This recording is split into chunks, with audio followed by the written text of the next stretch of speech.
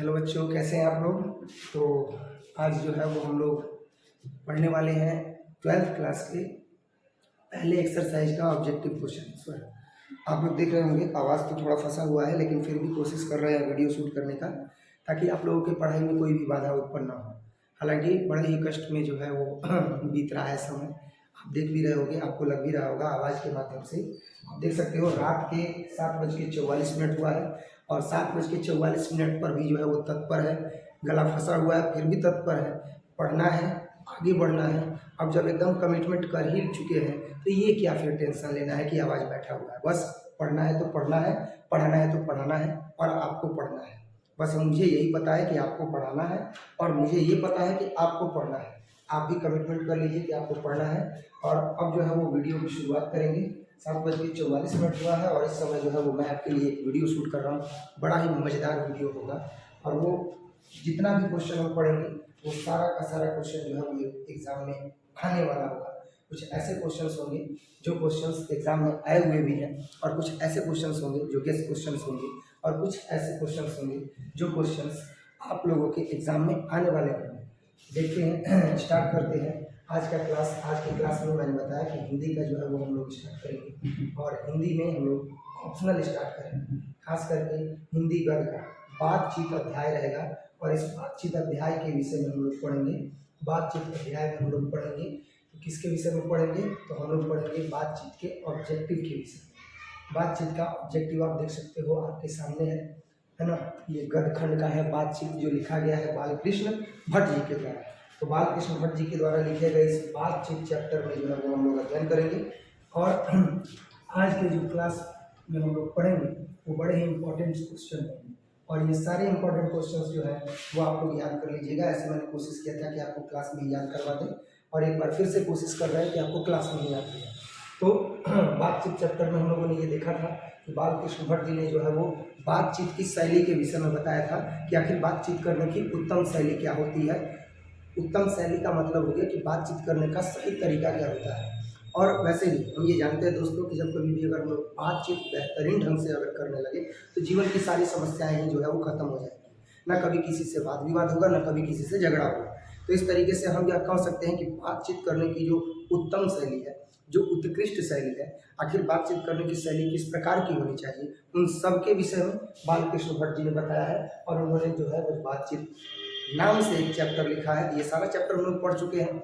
हम लोग इसमें जो है वो आर्ट ऑफ कन्वर्सेशन के बारे में भी पढ़ चुके हैं। हम लोग ये भी देखे थे कि आर्ट ऑफ कन्वर्सेशन जो है वो यूरोप के लोगों का काफ़ी बेहतरीन रहा है और ये सारी चीज़ें हम लोगों ने पढ़ा है जब हम लोग अध्याय पढ़ रहे थे तब। लेकिन आज के क्लास में हम लोग बातचीत अध्याय के ऑब्जेक्टिव क्वेश्चंस के विषय में देखेंगे। तो सबसे पहला जो क्वेश्चन है वो सबसे पहला क्वेश्चन है कि बालकृष्ण भट्ट किस काल के रचनाकार है। तो ये आपको भी पता है, जब मैंने कवि परिचय पढ़ाया था तो मैंने बताया था कि बालकृष्ण भट्ट जो है वो आधुनिक काल के कवि है। किस काल के कवि है बच्चों?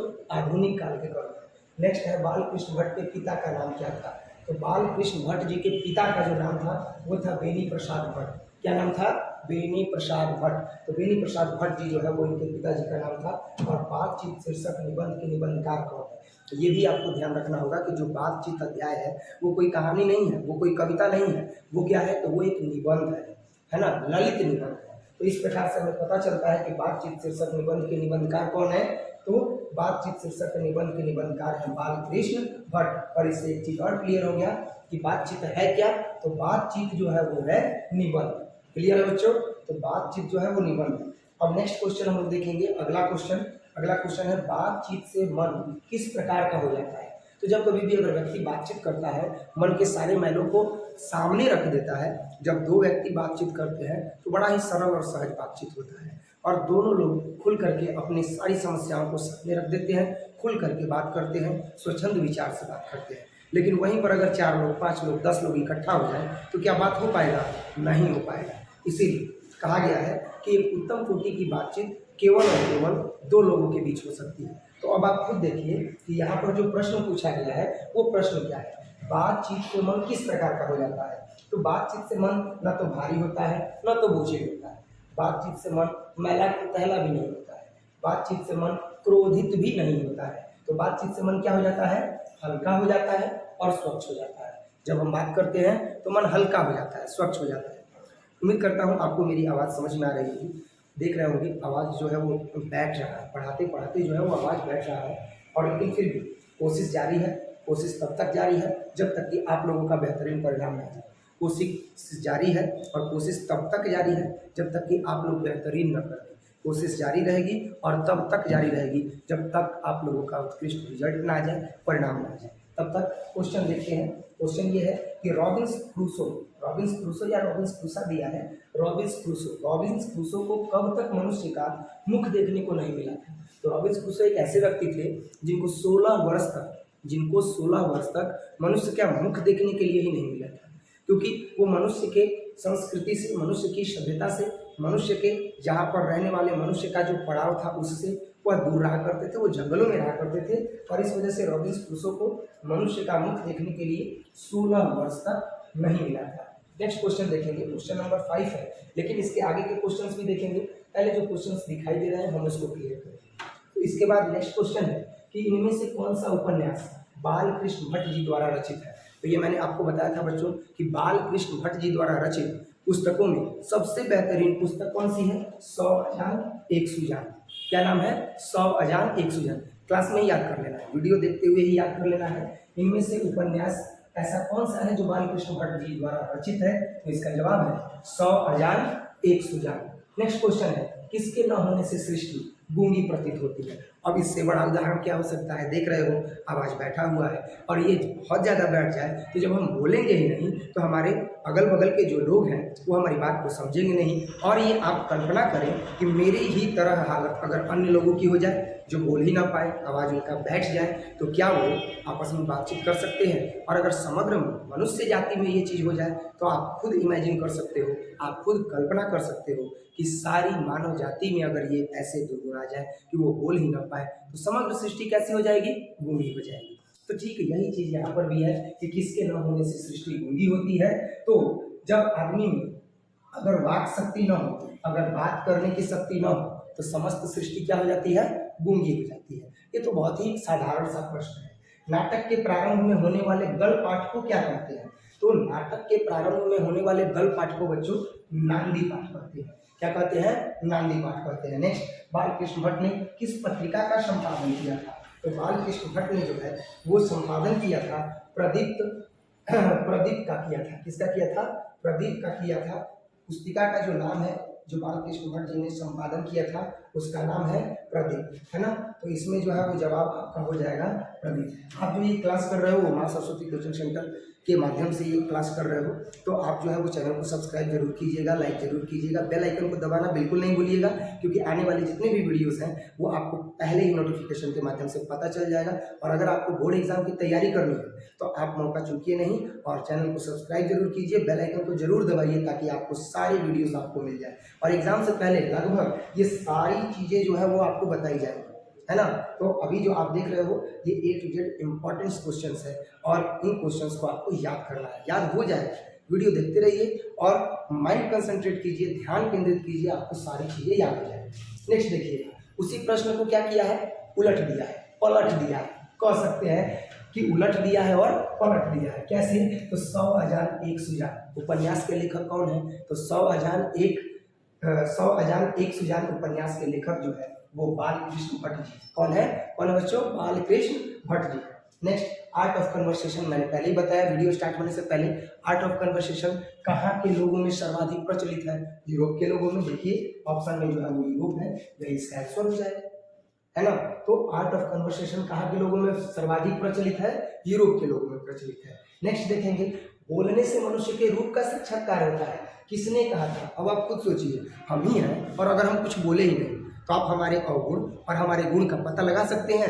नहीं लगा सकते हैं। जब व्यक्ति बोलता है तो उसके चरित्र का पता चलता है, उसकी सोच का पता चलता है, उसके विचार का पता चलता है, साथ ही साथ उसके दुर्गुण का पता चलता है और उसके विकार का पता चलता है। लेकिन अगर मनुष्य बोले ही नहीं तो फिर कैसे पता चलेगा कि उसका गुण क्या है? इतना तो आप समझ सकते हो बच्चों।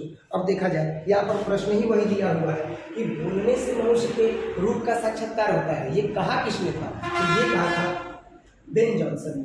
बेन जॉनसन जी ने जो है ये कहा था कि जब तक मनुष्य बोलता नहीं है तब तक उसके व्यक्तित्व का साक्षात्कार नहीं होता है, तब तक मनुष्य के रूप का साक्षात्कार नहीं होता है।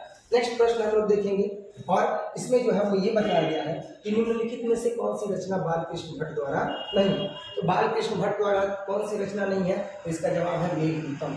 मेघदूतम जो है वो कालिदास जी के द्वारा लिखा हुआ है मेघदूत, ये जो है वो बालकृष्ण भट्ट जी के द्वारा रचित नहीं है। क्या जवाब होगा बच्चों, क्या जवाब होगा, देख रहे हो ना, मेघदूतम। क्या जवाब होगा, मेघदूतम। मेघदूतम जो है वो बालकृष्ण भट्ट जी के द्वारा रचित नहीं है। नेक्स्ट हम लोग देखेंगे, आप अगर ये PDF प्राप्त करना चाहते हो तो आप टेलीग्राम ग्रुप जो है वो ज्वाइन कर सकते हो। माँ सरस्वती कोचिंग सेंटर का जो है वो आप टेलीग्राम ग्रुप ज्वाइन कर सकते हो और उस टेलीग्राम ग्रुप के माध्यम से आप बोर्ड एग्जाम की सारी तैयारी कर सकते हो। अभी जो है वो आप पढ़ रहे हो माँ सरस्वती कोचिंग सेंटर के माध्यम से, माँ सरस्वती कोचिंग सेंटर के माध्यम से पढ़ रहे हो और अगर आपको बोर्ड एग्जाम की तैयारी परफेक्ट करनी है, अच्छे ढंग से करनी है, आपको सारे ऑब्जेक्टिव्स ऐसे क्वेश्चन चाहिए जो बोर्ड एग्जाम में आने वाले हो, जो बोर्ड एग्जाम में आए हुए हो, तो आपको जो है वो कुछ नहीं करना है, केवल और केवल चैनल को सब्सक्राइब करना है, बेल आइकन को दबाना है ना, घंटी दबाना है, घंटी को दबाना मत भूलिएगा क्योंकि आपको सारे वीडियोस इसी चैनल पर मिलेंगे जो बोर्ड एग्जाम में आने वाले हैं। स्टार्ट करते हैं। नेक्स्ट जो क्वेश्चन है वो नेक्स्ट क्वेश्चन है कि बालकृष्ण भट्ट किस युग के रचनाकार है। ये जो प्रश्न है ये प्रश्न बड़ा ही सुंदर है और ये एग्जाम में आया भी हुआ है कि बालकृष्ण भट्ट किस युग के रचनाकार है। जब मैं अध्याय पढ़ा रहा था बच्चों तो मैंने बताया था कि बालकृष्ण भट्ट जो है वो भारतेंदु युग के जो है वो रचनाकार है। भारतेंदु युग के ये रचनाकार रहे हैं और इन्होंने साहित्य के क्षेत्र में अपना जीवन का 35 वर्ष जो है वो समर्पित कर दिया है ना, और इस प्रकार से जो है इन्होंने हिंदी के विकास में जो है वो महत्वपूर्ण योगदान दिया। नेक्स्ट प्रश्न है कि निम्नलिखित में से बालकृष्ण भट्ट का निवास स्थान कौन सा है। तो बालकृष्ण भट्ट जी का जो निवास स्थान है वो इलाहाबाद उत्तर प्रदेश है। बालकृष्ण भट्ट जी का निवास स्थान क्या है बच्चों, इलाहाबाद उत्तर प्रदेश। नेक्स्ट, बातचीत के माध्यम से बालकृष्ण भट्ट क्या बतलाना चाहते हैं। भाई बातचीत जो अध्याय है, इस बातचीत अध्याय में बालकृष्ण भट्ट जी आखिर बतलाना क्या चाहते हैं, क्या कहना चाहते हैं, उनके मन में भाव क्या है और वो उस भाव को जन जन तक पहुंचाना क्यों चाहते हैं, आखिर वो बतलाना क्या चाहते हैं। तो इसका जवाब है कि बातचीत के माध्यम से बालकृष्ण भट्ट क्या बतलाना चाहते हैं। तो वो ज़्यादा कुछ नहीं बतलाना चाहते हैं, वो केवल बातचीत की शैली बतलाना चाहते हैं कि बातचीत की शैली कैसी होनी चाहिए, बातचीत करने का ढंग कैसा होना चाहिए। नेक्स्ट आते हैं और नेक्स्ट क्वेश्चन है कि जैसा काम वैसा परिणाम, जैसा काम वैसा परिणाम किस लेखक द्वारा रचित प्रहसन है। जैसा काम वैसा परिणाम, जो ये प्रहसन है वो बालकृष्ण भट्ट जी के द्वारा रचित है बच्चों। ये किसके द्वारा रचित है, तो ये जो है वो बालकृष्ण भट्ट जी के द्वारा जो है वो रचित है। ठीक है, तो बालकृष्ण भट्ट जी के द्वारा रचित है, तो इसमें जो हम लोग टिक लगाएंगे वो बालकृष्ण भट्ट जी पर जो है वो लगाएंगे, ऑप्शन पर यही होगा, तो ये इसका हो जाएगा बालकृष्ण भट्ट। क्लियर है बच्चों। आप जो टिक लगाया जा रहा है, अगर आपको ये PDF चाहिए तो आप टेलीग्राम ग्रुप जरूर ज्वाइन कीजिएगा, टेलीग्राम का लिंक जो है वो डिस्क्रिप्शन में दिया हुआ है। नेक्स्ट आप क्वेश्चन देखिए कि बातचीत का उत्तम तरीका क्या है, और अगर मनुष्य बातचीत कर रहा है तो उसकी बातचीत का उत्तम तरीका क्या है। बातचीत का उत्तम तरीका होता है अपने आप से बात करना, बातचीत का उत्तम तरीका होता है आत्मचिंतन करना, अपने आप से बात करना।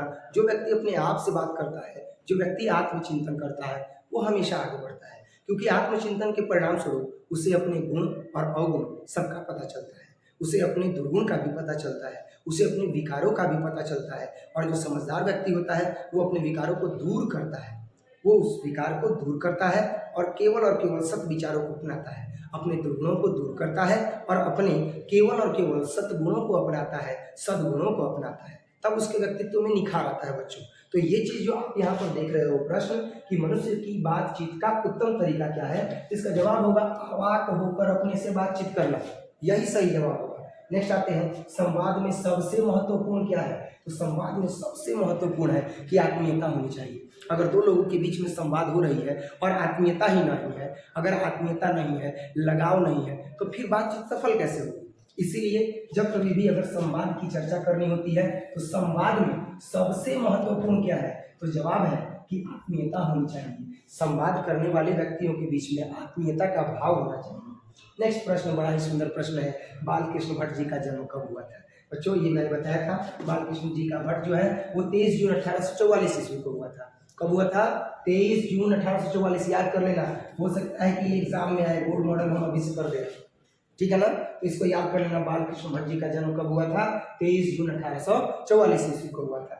नेक्स्ट, समयोगिता स्वयंवर रचना है। समयोगिता स्वयंवर जो रचना है, इसी अध्याय में जब हम पढ़ रहे थे लेखक परिचय, तो उसमें मैंने बताया था, उसी में मैंने बताया था कि श्रीनिवास दास जी जो है वो समयोगिता स्वयंवर के रचनाकार हैं, और ये हमने वहाँ परिचय में बताया था, लेखक परिचय में बताया था। तो समयोगिता स्वयंवर के रचनाकार कौन है? तो श्रीनिवास दास है। ठीक है, इसके बाद हम लोग जो है वो नेक्स्ट प्रश्न देखेंगे। नेक्स्ट प्रश्न जो है, अगला प्रश्न जो है वो अब हम लोग देखेंगे, दमयंती स्वयंवर किस लेखक की रचना है? तो दमयंती स्वयंवर जो है वो किस लेखक की रचना है, ये अब हम लोग देखेंगे। तो दमयंती स्वयंवर जो है वो बालकृष्ण भट्ट की रचना है। किसकी रचना है बच्चों? तो ये जो दमयंती स्वयंवर है, दमयंती स्वयंवर के लेखक जो है वो बालकृष्ण भट्ट है। नेक्स्ट एक और है कि बालकृष्ण भट्ट की रचना बातचीत है क्या? तो मैंने बताया था ना, अभी जस्ट पीछे बताया था, तुरंत पहले बताया था कि बालकृष्ण भट्ट जी की जो बातचीत अध्याय है वो क्या है? तो ललित निबंध है। क्या है? ललित निबंध है। तो इसका जवाब क्या हो जाएगा? ललित। आप देख रहे होंगे कि जब हम कैंसिल कर रहे हैं तो ये साइंस जो है, ये जो टिक है वो हट जा रहा है। तो आप इसको याद करने की कोशिश कीजिएगा, कॉपी पेन लेकर के बैठ के लिखने की कोशिश कीजिएगा। अगर आप संस्था में पढ़ रहे हो और आपके पास अगर नोट्स दिया गया है तो उस नोट्स में टिक लगाने की कोशिश कीजिएगा, है ना। आप ऐसे केवल वीडियो मत देखिए, आप कोई मूवी नहीं देख रहे हो, आप पढ़ रहे हो, तो वैसा आपको दिखाना पड़ेगा, वैसा आपको मेहनत करना पड़ेगा। इतने ऐसी हालत में जब मेहनत हम कर रहे हैं, आपको तो मेहनत करना ही पड़ेगा, आपको तो पढ़ना ही पड़ेगा। नेक्स्ट देखते हैं, कौन सी रचना बालकृष्ण भट्ट की है? आखिर ऐसी कौन सी रचना है जो इन चारों ऑप्शंस में से बालकृष्ण भट्ट की नहीं है? सॉरी, क्या दिया गया है? कौन सी रचना बालकृष्ण भट्ट की नहीं है? तो जो बालकृष्ण भट्ट जी की रचना नहीं है वो है सद्भाव का अभाव। कौन सा है? सद्भाव का अभाव जो रचना है वो बालकृष्ण भट्ट जी की नहीं है। बालकृष्ण भट्ट जी की रचना सद्भाव का अभाव नहीं है। नेक्स्ट जो अगला जो प्रश्न है बच्चों, ध्यान दीजिएगा, अगला जो प्रश्न है वो है कौन सी रचना बालकृष्ण भट्ट की है? तो कौन सी रचना बालकृष्ण भट्ट की है? तो इसका जवाब होगा रेल का विकट खेल। ये भी लेखक परिचय में ही मैंने बताया था कि रेल का विकट खेल जो है वो रचना किसकी है? तो बालकृष्ण भट्ट जी की है। इसके आगे आप जैसे देखिएगा, जैसे मैं क्लोज करूंगा ना, तो क्लोज करने के बाद ये साइन हट जाए। बस मैं यही कह रहा था कि आप कॉपी पेन लेकर के बैठिएगा। अब आगे देखते हैं, और अगला जो प्रश्न है वो क्या है? तो अगला प्रश्न जो है वो केवल और केवल दो मार्क की है। और देखो बच्चों, एक चीज़ आप ध्यान रखना कि आपको पढ़ना ही है, आपको जीवन में आगे बढ़ना है तो पढ़ना है।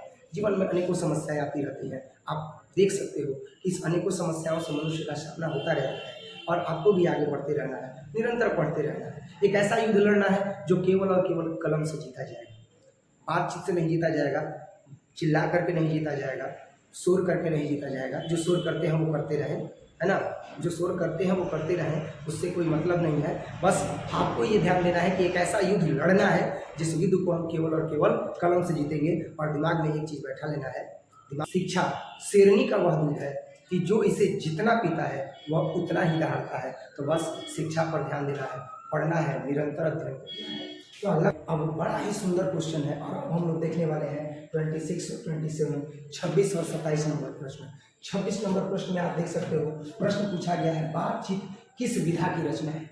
बातचीत किस विधा की रचना है? पूरा बातचीत अध्याय पढ़ गए हैं। अब हम जान चुके हैं कि बातचीत जो है वो निबंध है। तो इसका जवाब क्या होगा कि बातचीत जो है वो निबंध, वो जो है बातचीत जो है वो किस विधा की रचना है? तो निबंध है ना। इसके बाद है 27 नंबर प्रश्न की, रॉबिन्स क्रूसो ने 16 वर्ष के उपरांत किसके मुख से एक बात सुनी थी? तो जवाब होगा फ्राइडे की।